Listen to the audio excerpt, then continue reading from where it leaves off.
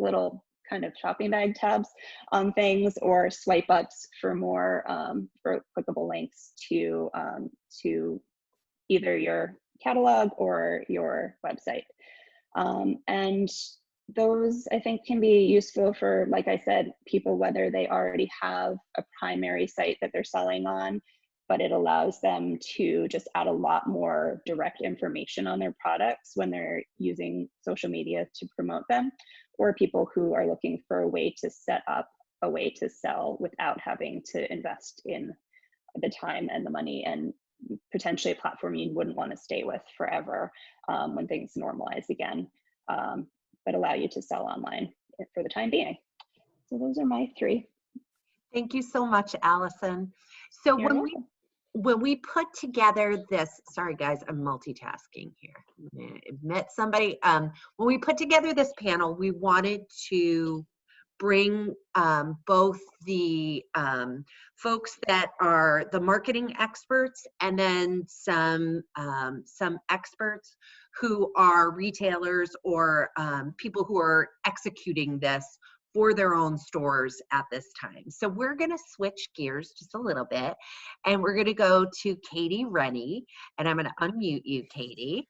Katie is the owner of 25 Central, which probably you're all familiar with because it's a beautiful store in Thorns. And Katie, if you could just tell us a little bit about you and your experience, and then go into your 3 tips, that would be awesome. And just to forewarn, Elena, you'll be up next. All right, go ahead, Katie. Guys. Yeah, so I'm the owner of 25 Central. It was 4 years ago in March that I purchased the business from the previous owners. And every year since then, we've really been trying to build our social media following. And it goes really in ebbs and flows for me with how much we're able to like dedicate to posting to it and getting content and whatnot for it. So there's been periods of time where we've been on there every single day. And then there's periods of time where it's been kind of blank for a little while. So I thought that this would be a really great opportunity for me to sit down and really hone in and crank out some social media stuff that we haven't done before. So I think some of the things that I find myself sticking to are just keeping it short and sweet for the wording. And customers are really good about asking if they need any clarification. So what's available, how much is it, and how do they get it? And so that's really what I've been sticking to for the information that they're receiving in the post. So like $39, free shipping. It's available small, medium, large, and DM us with any questions and your order today. And it's so basic, and people have been great about being like, hey, how does this run? How does this work? Blah, blah, blah, blah, blah. So I can fill them in with more details from there, but it's enough where it's not system overload or it doesn't scare anyone away. I'm also super basic where we don't have any e-commerce right now or anything like that. So this is just, I'm keeping track of things myself, being like, I think I have this left and this left and that left. So again, this is like, I'm super bare bones with it and just kind of moving forward with that, which is nice, or in a sense. But so yeah, kind of just short and sweet is my number one. I think if I present them with too much, they get a little hesitant and scared. My number 2 tip and trick that I like to use too is just have fun with it. It doesn't need to be A++ work all the time. I think something that I've done in the past, and I know like my employees who are more like art driven than myself, or have like a background in photography or like design, they are, and we have all been always like, oh, well, no, it's not perfect. Right now it's not the time. It can be, don't get yourself caught up in that, well, this isn't good enough, because people don't really care about that. Make sure it's beautiful. Make sure, you know, it represents you, but it doesn't have to be perfect quality. So if I wanted to throw up something quick, I utilize like the Instagram stories a little bit differently than what I use in like my running feed. So I think that there's ways that you can dance around both of those things. But just number one is like, it doesn't have to be perfect. It doesn't have to be like this edited masterpiece. It's put something out there. People enjoy it. They like that realness of, you know, of us and of our products. So I think that's kind of neat. And then number 3, my tip trick is like finding your aesthetic. I think like this is like an Instagram world or Facebook kind of generational thing where shoppers will be looking for something that matches how they feel, how they see themselves looking and behaving and acting. So find the aesthetic and kind of stick to that. It's what represents you and your brand. So be true to yourself, but like a kind of have a vision going forward and try to stick with it. And I think you're able to do that with, you know, what each of us do, put that personal spin on it. And that's something that you can't get from like big box retailers and whatnot, the personalization, but still the same aesthetic ideas behind it. So I think that's kind of where those are the things that I find myself steering with. And I'm pleased with the response I've had to it. Awesome. Thank you so much, Katie. I forgot to mention earlier to everyone that this is being recorded, so please just note that it is. And if you have questions as our panelists are going through their ideas, please feel free to either raise your hand, which you can do down, it's different on everybody's computer, but usually it's at the bottom of the screen, or you can chat me and I can introduce your question or call on you.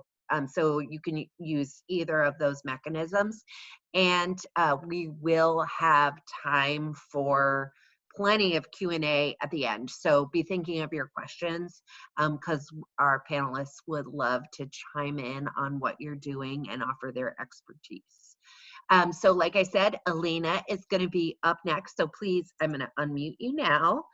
Or I'm going to try to. There you go. You're unmuted. We'll go to Joia next. So Elena, please introduce yourself and tell us about your tips and tricks. Great. So I'm Elena Sharnoff, and I run B Strategic Communications, which is a solopreneur shop for communications and web strategy. And I'm so excited to be here on the panel today. So my tips are really to try and reinforce all the places where you can direct people to your social media or your email content. So make sure that your website kind of points people in that direction, and ideally has a message about what's going on, and how you're addressing COVID. It doesn't have to be particularly long, but you could just say, well, we're not operating now, but please follow us on. And I've noticed that a lot of websites don't have that, but I think it's a really great way to push people to your social media or your newsletter. I think one of the things that's been really meaningful to me in what I've been receiving is not only a personal touch, but ways that, in addition to things I could buy, things I can do, things that are uplifting, things that make me feel like I'm part of a relationship with the retail organization. So I think that you can say, tip for today, do this thing, or here's a fun thing to do with your kids, or those. I think that one of the silver linings in all of this is that we really get to encourage this personal relationship with these organizations that can sometimes feel, you go into a store, you're not necessarily looking at the salesperson. Here's an opportunity to have a more of a real dialogue with your customers. And I think the customers really appreciate that. So there are ways to do that, asking, your customers what they want, or telling them what's going on, kind of the behind the scenes, or really offering them some content that might make them feel like, oh, it was really great to hear from that person today, or that shop today. And I think another thing that's really helpful is to, when you send out a package, to include a handwritten note. You'd be surprised by how meaningful that is. I ordered some small thing on eBay, And for the first time, I got a personalized little note, and I was like, oh my God, you know. And I think that that's something that it's on the tail end that kind of cycles back in. And I'm just going to sneak in a fourth tip, which is consider using your Pinterest. Consider making Pinterest boards if you can, because that's a place where people really, it's so retail focused anyway. I think you're already kind of moving in the right direction in terms of encouraging people to think about you now and in the future. Awesome. All right. I am going to unmute Joia. And thank you so much, Elena, for those tips. And Joia, just same format, introduce yourself, and please give us your tips and tricks. Blair, you know you're up next. Go ahead. Hi, everyone. I am Joia from JoiaBeauty in Northampton. And for those of you who don't know us, we are a retail store. We are a natural skincare store. And then we also do treatments. We do facials, some body work, and nails as well. My two business partners are my mom, Luan, who started the business, and our business partner, Meta Gustafson. So we don't even but you know, we found some things that really work for us. So I don't think you need to be a total expert in social media in order to make this work, you know.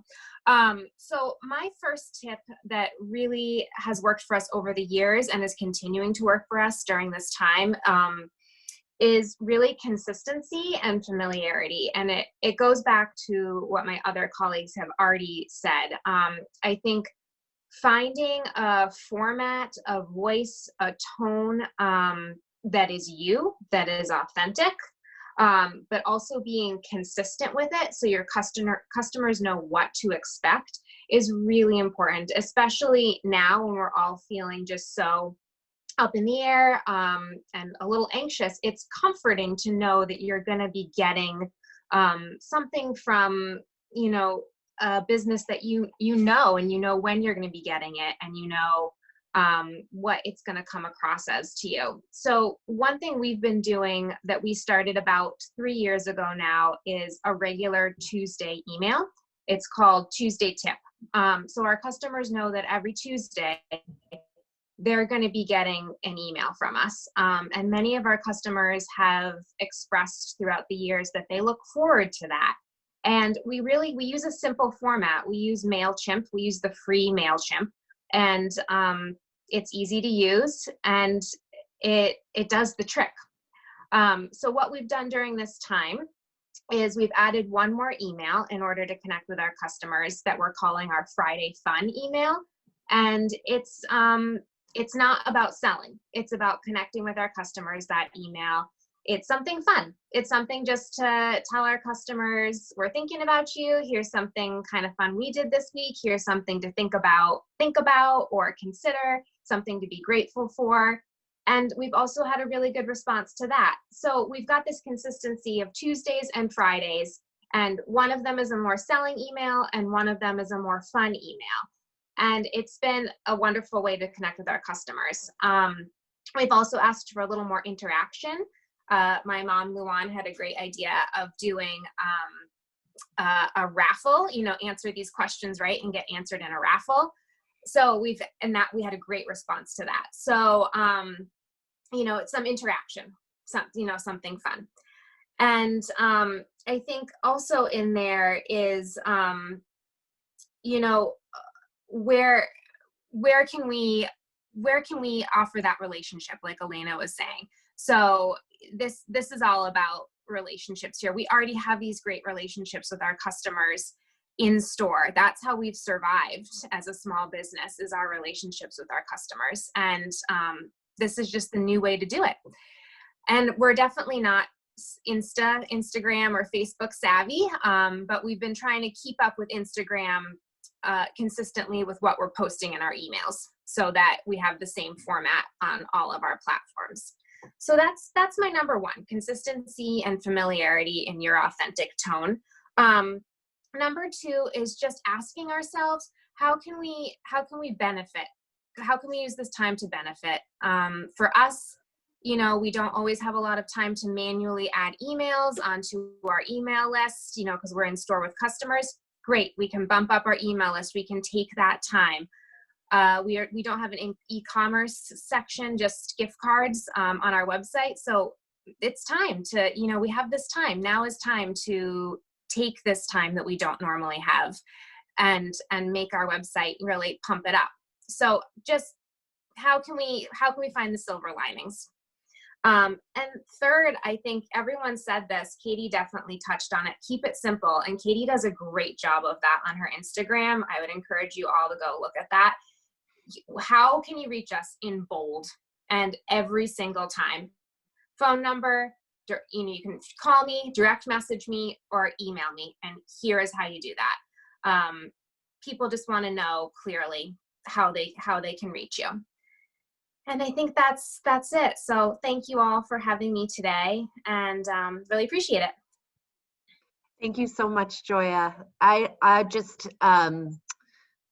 love the idea of using digital marketing as another tool for relationship building, because in our community, that's just such an important part of all the work we do, no matter what industry you're in.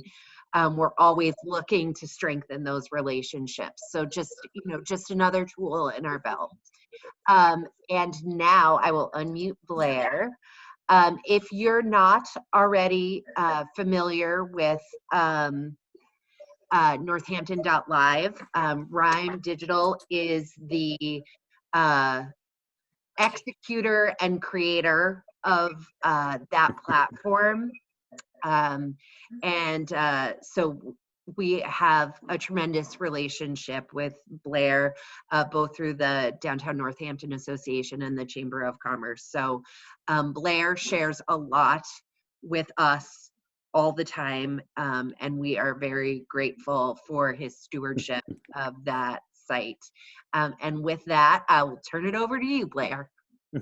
Thanks, Jess. I'm Blair Winans. I'm the president of Rhyme Digital. Just what Jess just described, we're a digital marketing agency in East Hampton, and working on Northampton.live for a while now, and basically all sorts of different aspects of digital marketing, from the websites, email marketing, digital advertising, and things like that. My tips are, just to kind of, again, just play off of what everybody else has just said. Like, the frequency and consistency is just, a part of, just normal advertising and just normal, marketing in general. And the same applies to digital as it does in the traditional world. Like, that's just the frequency and the consistency of your message just helps people remember it. It increases the chances that they're going to see it, as we know on some social media platforms. Unless you're boosting posts or doing anything like that, Facebook will limit the amount of people that, amount of times that your message is shown to your follower audience. It's only usually like 15 or 20%. So there just needs to be a bit of volume involved, and you have to weigh, whether the time that you're spending and the effort that you're getting back out of it. But in addition to frequency and consistency, another, key aspect of marketing is just, really looking at considering the rational versus emotional reasons that people are buying from you. They're not just, looking for a hat. They're looking for something that's going to make them feel more stylish. And you need to be able to, relay both of those aspects at the same time. And like Katie said, keep it simple as well. So, there's definitely just pulling some of those more, just traditional marketing aspects and applying them digitally is, going to do nothing but help. And, some of the things that, I'd also suggest are just participating and encouraging. Like, it doesn't need to be all about you. Social media is social. And, if you're not going ahead and liking other people's posts and engaging in conversation and participating in, you know, the environment of social media, then, you know, you're really not getting the biggest benefit that you could. You know, you have to remember that, you know, some of the benefits there are, you know, when you're posting and, you know, interacting with other members of the community, that there's really, you know, the opportunity to expose yourself to all these different audiences. And that's really the beauty of social media. So I definitely, you know, see if there's, you know, engage yourself. You're going to get out of it what you put into it.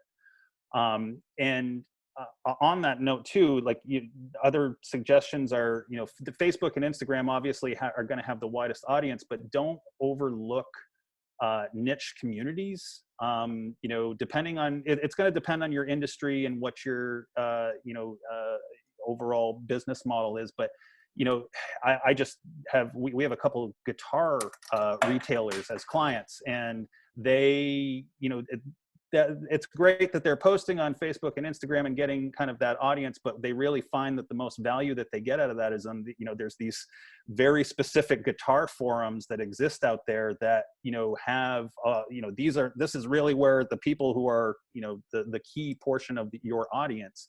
And don't be afraid to go out and seek those types of things out and participate yourself. You know, that's there's just so many of those niche communities in there, and, you know, likely if you're passionate about whatever it is that you're doing for a business, you know, hopefully there's ones that you can think of and be able to utilize those. But you know, that it also goes along to just, you know, really just knowing you know, your audience and where they are. Like, that's kind of the key thing. Like, if you're, you know, you can be on Facebook, but if your audience isn't on Facebook, you know, and they're over on Instagram, like, you know, you need to be able to understand, and that, you know, Alison touched on that, just ask, you know, see where they are, and you know, be where they are. And that's just going to help all across the board. And just, you know, to that note, learning who your loyal customers are.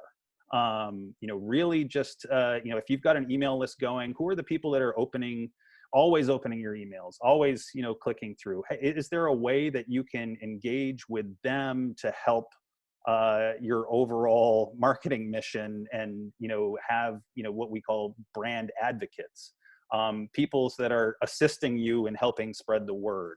And, you know, figuring out, like, you know, hey, these are people that I can really rely on to help, you know, that have that aspect of social media where this person's connected to that person, and these people know 5 other people, and that's really, you know, utilizing social media effectively. And just lastly, just really being clear to your customers about what you want them to do. What's your call to action? Like, you know, you can't just put something up and hope that somebody's going to do something about it. What do you actually want them to do as a result? Is it visit our website? Is it sign up for our email list? Is it, you know, you can do this X, Y, and Z?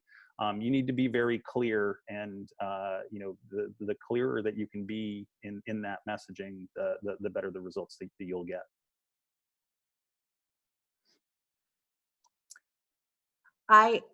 Thank you, Blair. I have to comment that one of the things that is so awesome about a Zoom meeting is getting to watch everyone's reactions.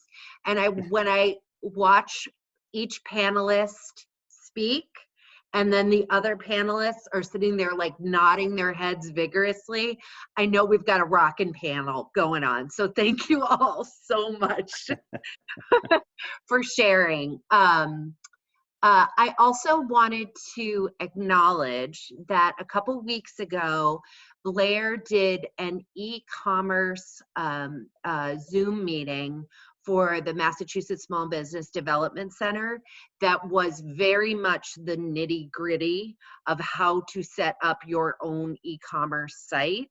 And either I will plop that in the chat as the conversation goes along, or I can share that if you send me an email, or I'm sure if you sent Blair an email, he would be able to share that with you. But that was really I think I need an e-commerce site. What are the tools I need to use? What are the questions I need to ask? Really the foundational sort of questions. So that resource does exist, that Blair very generously shared with the community earlier.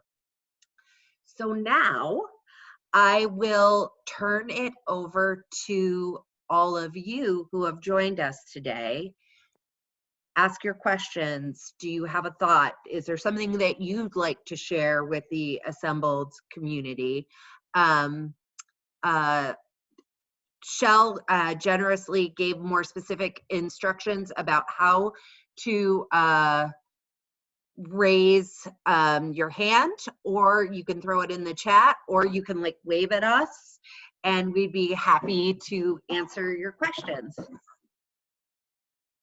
Looks like Aaron, yes, Aaron, I will get you the link to that, but do you have any specific questions about your task of managing Shopify that you'd like to pose to the group? Really, any basic tips would be awesome. I'm sort of flying by the seat of my pants. Our social media and website manager is no longer with us, so I've sort of just been like social media. I had done at other places before and managed, so that's fine, but Shopify is a beast. So any basic tips on what people find useful for Shopify would be great. I mean, I can just talk to Shopify. It all depends. Are you looking more for just marketing tips, or being able to connect it? I mean, Silverscape being higher end jewelry specifically, what are some of the challenges that you're looking at in terms of just getting the word out? Well, right now I know that most of we have a lot of stuff missing on our website. So there's that. So that's like a project for when we can actually go into the building and not just have it be one person at a time. Yep. But I guess the biggest question would be, and this is probably helpful for everyone, what do people find are the things on websites that people are clicking the most, like that really drive the business, marketing wise, I guess? I mean, one of the things that I find helpful is how Shopify has, they don't necessarily term them as categories, so to speak, on the site. It's defined more as collections. And so, really think about curating the content. Like, you might have stuff organized in categories that make sense to you. And I would say, take the opportunity to really think about, like, how do I put some of these into a collection that means a bit more? And again, this goes back more to like the rational versus emotional decisions that people are making.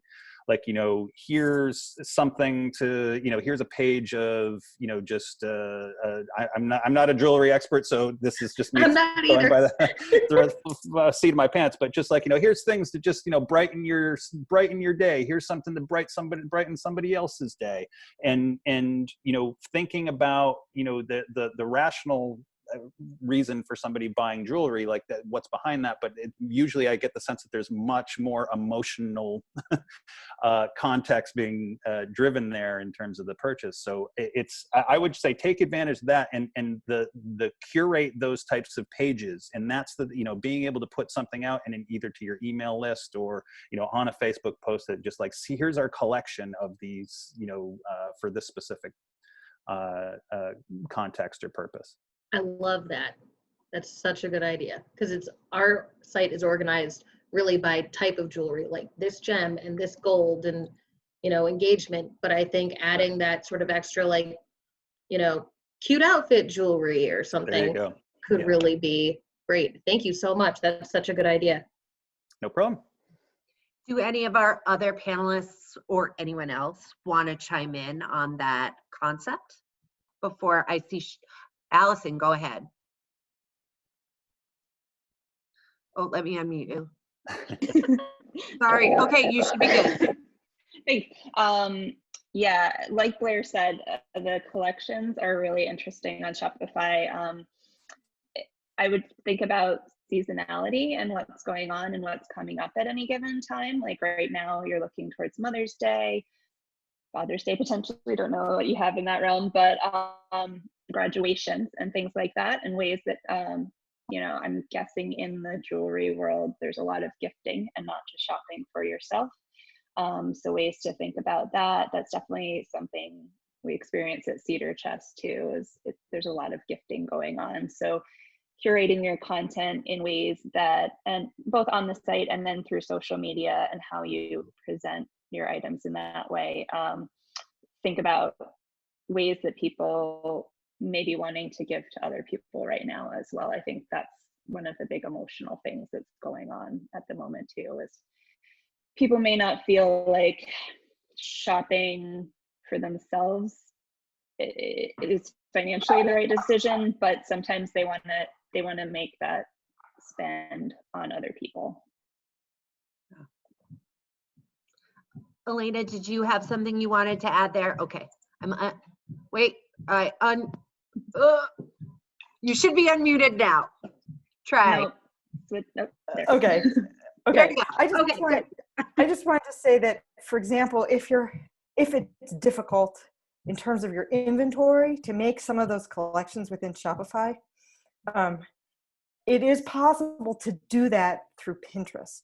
So sometimes, Shopify can be really challenging to do that kind of work with, but then you can create a collection in Pinterest that is seasonal or kind of fun, and then you can point to your Shopify site. So it's a kind of a shortcut, but it also is in that already retail end of social media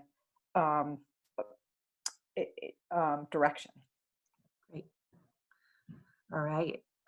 I think even something I do when I'm merchandising the store is I'll like do my racks and I'll say, oh, this person's going to this tea party and this person's going to this event. And so I come up with, like, you curate the idea of what they're going to be doing. And maybe that could be part of your like categories, is what, like, where they're going to go. And I don't know for you if maybe even price points. So like under, you know, X amount of dollars or something like that. So thinking about the person who is buying might not be wearing, but they're, you know, so just like how they're going to access things. Like I wouldn't know certain jewels or metals, but I might know this and this and this. So yeah. That's great. Great. All right. All right. It looks like Shell has his hand raised, and I will unmute you. Well, I tried to anyways. There you go. Yeah, you got it. Yeah. Yeah, right, I just wanted to say that the Northampton Live site is a really good example of how to be relevant in this crisis. In my own business, I have been mostly virtual for decades, and I've been on Zoom for probably 4 or 5 years. But there's one service I always did in person, and that was resume writing while you wait.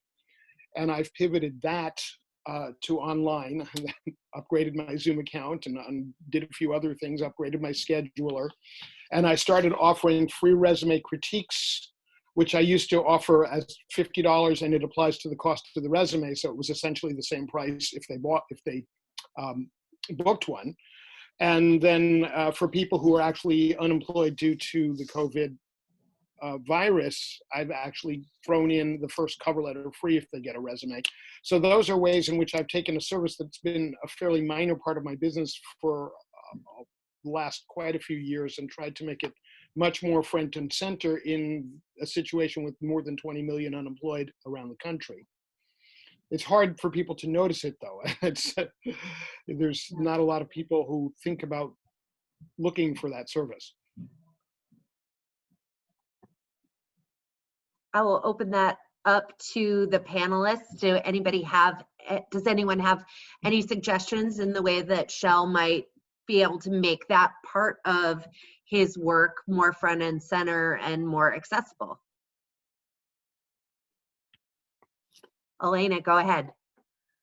Yeah, I think LinkedIn is your friend here. You know, I really think that there are lots of ways that you can use your LinkedIn to talk about this, but you could also get a paid LinkedIn account, and that way you can actually do a lot of direct outreach. But I think that people are really paying attention on LinkedIn in ways that perhaps people have more time, or there are lots of people who are looking for jobs are really paying attention. So I think that's probably good, especially if you don't already have like a big client list.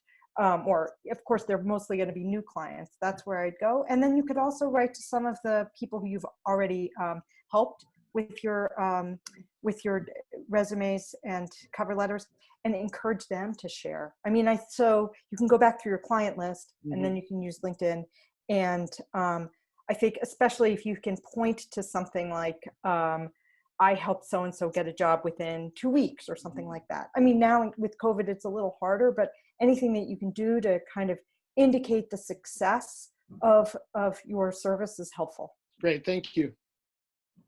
Yeah, I think testimonials are a great thing to utilize if you can get them, and it might be time to spend a little time trying to gather more. Oh, I have quite a few. Yeah. And maybe also think about doing some real life examples. So if you can take a part of somebody's resume and just show, anonymously, and just show like how you start to pick that apart, not in a way that gives away the whole cow, but shows your expertise and gets people thinking, oh well, I didn't see that in there, so it would be awesome to have somebody else's perspective. Great. Shell, there was a question just asking the name of your company and like what your service is from somebody. So if you just wanted to take a minute to do a little. Okay. I run a consulting firm called goingbeyondsustainability.com, and I will put this in the chat. And that focuses on helping business find profitable products and services that make a difference on things like hunger, poverty, war, climate change, and pandemics. And then my original company profile was Accurate Writing and More, and that's the resume part of the business. And the website for that is accuratewriting.com. And I've been in business in the Valley actually since 1981, but I'm home based and keep a pretty low profile locally. All right, great. Lucy has a question. Can you just unmute yourself there? Awesome. Hi, everybody. So my question is in the social media realm and around boosting posts, and just thinking about kind of the saturation level of social media these days.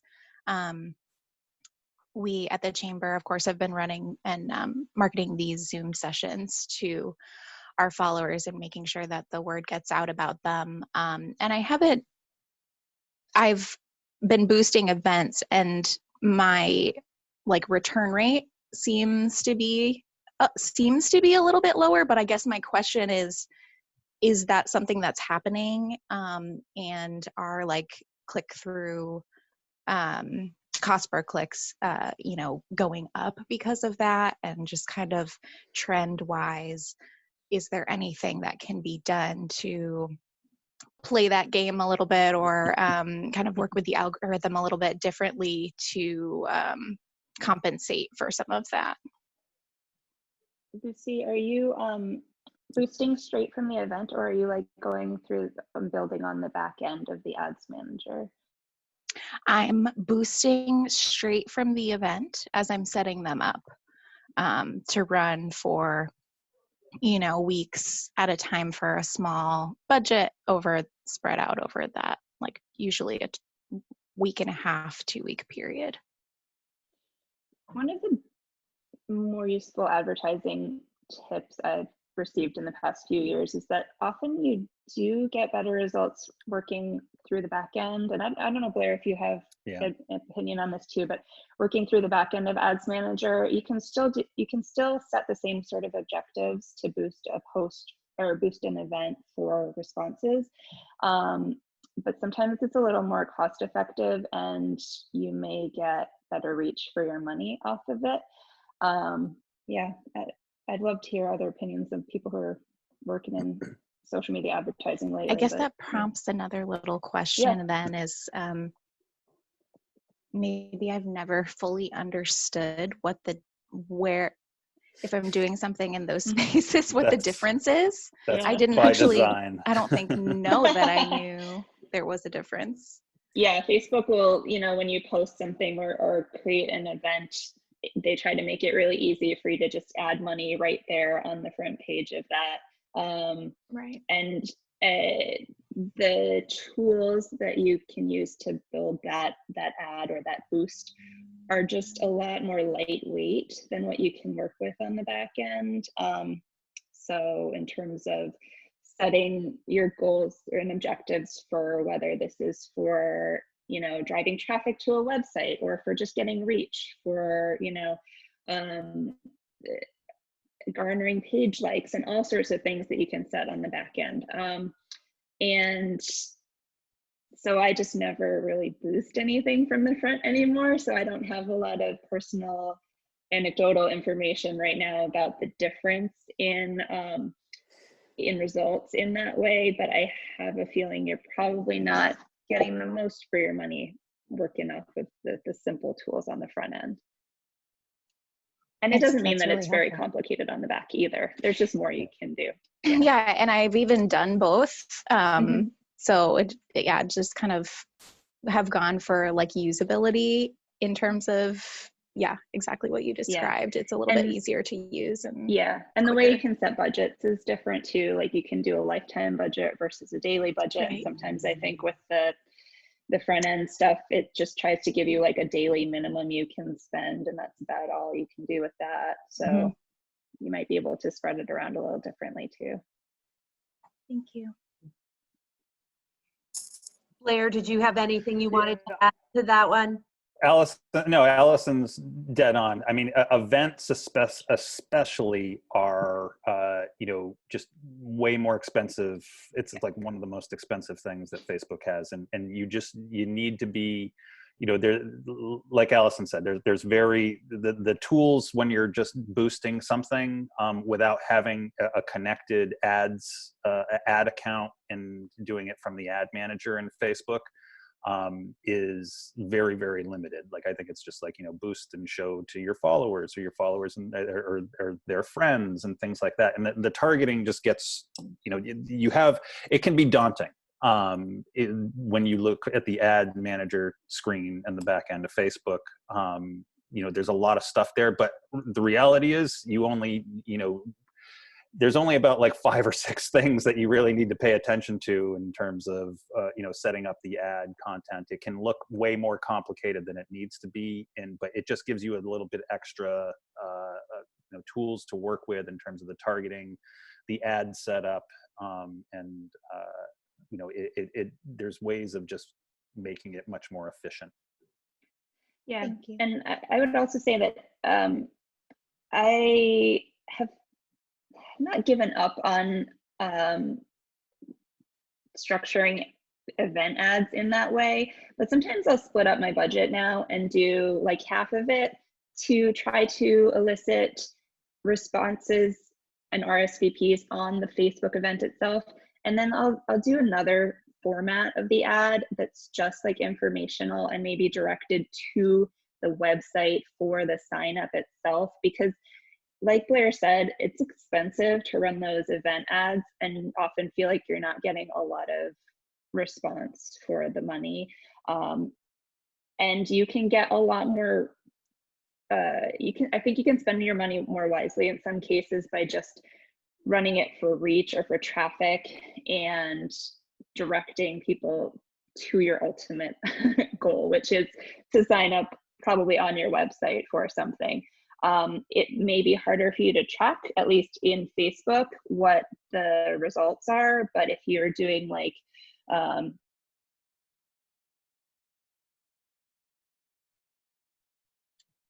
get a sense of how that traffic is coming in from those sorts of, from those sites at least. And see the results in that way. So.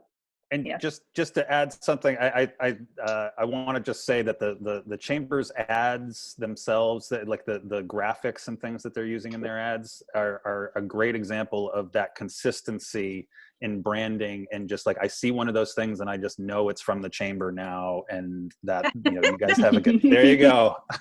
So shout out there, Lucy. It's you know, that's the type of thing, like if everybody's social media feed is just filled with stuff, you want to make sure that it's, if you're branding consistently, that you know, people can recognize it when they, whoa, oops, that I scrolled through there, I'm just going to stop and check it out. Great. Awesome. Well, this was super helpful for us. Thank you. We have about 5 minutes left. I want to be really mindful of everyone's time. So 2 questions. Are there last tidbits from our panelists that you want to offer? Or now for everyone who has joined us today, do you have a question? Toss it. I would say raise your hand or wave at us right now. If you have, I see Patty does, and so I'm going to unmute you. You should be able to talk now, Patty. Okay, so my questions are really basic. What are people using for, how are you shipping? Are you using USPS, and can you just take things and dump them at the bin at the post office so you don't have to go in? Or what about UPS? The same thing? And how are people charging people through like MX Merchant, which, you know, that's what I call it, or coming into the store and running it through the machine? So those are my questions. If you have an answer, just go ahead and unmute yourself and share what you've been doing. I've just brought home packaging materials. I've been wrapping them up. I know I could print labels and like do weights myself here, but my husband's been running them to the post office for me and just doing them that way. As for payments, because again, I don't have any Shopify, or I don't have like a credit card machine at home. I had a PayPal account that I had set up, a business PayPal account for the sidewalk sales the first year I did it. And it's an app on my phone. It's called PayPal here, and I can send itemized invoices to customers. And I just let them know, like, hey, you'll have an itemized invoice coming from me. You don't have to have a PayPal account. You just need to open it up. You can pay it securely there with your PayPal account or a credit card. And then I receive in my business account, I receive the funds. They have a receipt. It's all good to go. You can customize that however you want. So I don't know if that's the best way, but that's been working great for me.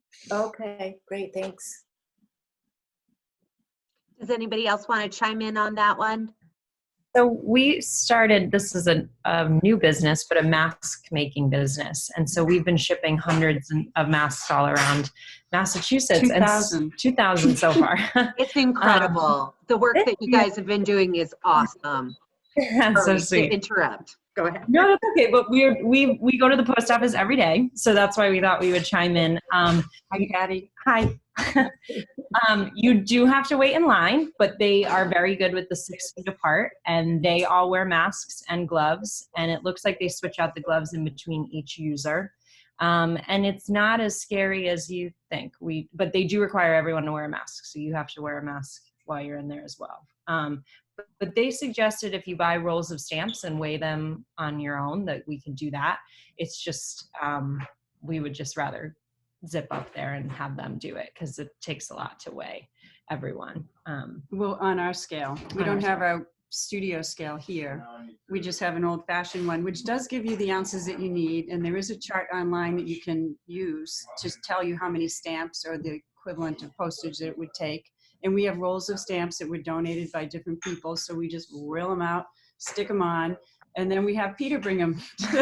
Or he actually has a pickup with his mail delivery. They'll pick them right up from Whalen Insurance, which is really nice. So that's one way to kind of skirt the system. They also told us if you're shipping something small, like in a number 10 envelope, I asked, I said, why is it so different between some masks and others? It's, you know, $1.10 versus $4.80 stuffed in a number 10 envelope, and it's the thickness. So I said, well, what is the thickness? And they showed me this little nifty chart they had with a little slot. So I said, well, why don't we just make that slot at home? It just needs to be a 1/2 inch, basically a 1/2 inch tall. And if you can get a letter through that 1/2 inch, it's considered a letter, and it can be 55 cents. It can be just one stamp. And if it's more than that, then it bumps up. Nice. It bumps up to accordingly, depending on the weight. So that's been pretty easy. In the long run, we're using all recycled materials that have been donated through different volunteers, and they drop them off at our house. And we slap a label on and throw the masks in and put a note in there that says, hi, we love you, and here's how to take care of your mask before you put it on. Off it goes. We haven't done anything with UPS because that's mainly who we ship by, and I thought, geez, I have everything set up at UPS at studio, but I can't access it. So maybe there's a way to do that online, and our shipper is volunteering to help ship. So I thought, perfect, we can just open it up, log in through her home, and we can ship all these masks out through that program. But they're so much more expensive. So USPS was a better deal, and it seemed more immediate. Like we didn't have to, we can just do anything. Yeah, we can just do them at midnight and know that we're going to put them next to the door, and off they go, you know, to the mailbox. So to Peter to have them picked up, or we go to the post office and wait in line, like Gina said. So I don't know if that's helpful, but. Okay, great. Thanks. And so people are buying them online though. So they're purchasing them through PayPal. So it kind of takes that part away from having to deal with the money, and the donations are online too. So we don't have to deal with the money piece of it. Okay. Great, thank you. Yeah. All right, I'll put it out for one more question or one more final thought, and then we should probably wrap up in 2 minutes because everybody's got to go on with their day. Anybody have, just checking for hands and stuff? We good? All right. Hey, Jessica, do you have one more second? Yeah. Can you hear me? Yeah. Hi, okay. I just have a sentiment. This is just a time, as I'm listening to my community, this is just a time as a community where I think we also can really all support each other. So just linking to someone else's page, like Shell, I'm going to go look up your business, you know, or finding businesses that you could link with, you know, in a similar manner. I just think it's a time where it's important for us all to kind of come together and help each other out. So thanks to everyone for this. It was a great help. Yeah, that is, I think that is a beautiful sentiment. And just to add on to that, if you can go leave a review at your favorite business, you know, businesses in our community are run by our neighbors. You know, we're not talking about someplace that's far away and isn't a human being that you would know to say hello to at the grocery store, right? So if you have time today and you could go leave a Google review or a Facebook review or what have you, maybe our experts would have tell us which ones are better than others. But let's take the time to share our appreciation for the people that we, you know, are happy to see in regular life, because you can impact a business and you can impact a human being, and it would be meaningful at this time. I want to thank once again our panelists. Thank you so much for sharing your time and your expertise. I would encourage folks, we have one more Zoom session this week. It is tomorrow, and it's about working from home. So what do you need to know in terms of security and what can help make you and your team efficient? So please join us for that. And if you haven't already, please become a member of the private Facebook group, GNCC Community. That's Greater Northampton Chamber of Commerce Community. You can post questions, you can post ideas. And it's a great way of connecting with your community as a resource. If you have any trouble at all, Facebook friend me, Jessica Bishop Thompson, and I'll make sure to get you in on that. And you can unfriend me afterwards if I post too many dog pictures. Just saying. It was. I just want to make one little plug for community support and sharing information. That every Tuesday, the Chamber publishes something called the Community Connector, in which we share updates, things that we want you to be apprised of, and also we want to start sharing more of your stories. So if you are making a pivot that's going really well, sorry if you can't hear me, if you're making a pivot that's going really well and you want to let us know about it, please do. We'd love to share it as a good news story. Or if you have a need or know of an organization that has a need, let us know. We'll put that in the community aid section. So use us as a resource. I'm going to pop, actually, my email is very easy. It's Lucy, Lucy, at northamptonchamber.com. And you can just email me things you have. And of course, we have a lot of information, so it won't maybe be in the most immediate issue, but we want to keep compiling your stories and share them as we can and on social media as well. So take advantage of that opportunity to connect too. Thank you all so much. I hope that you have a great day and get to enjoy the sunshine. And please take care of yourselves and be well. All right. Goodbye, everybody. Thank you to our panelists. Take care. Bye. Thank you. Bye-bye.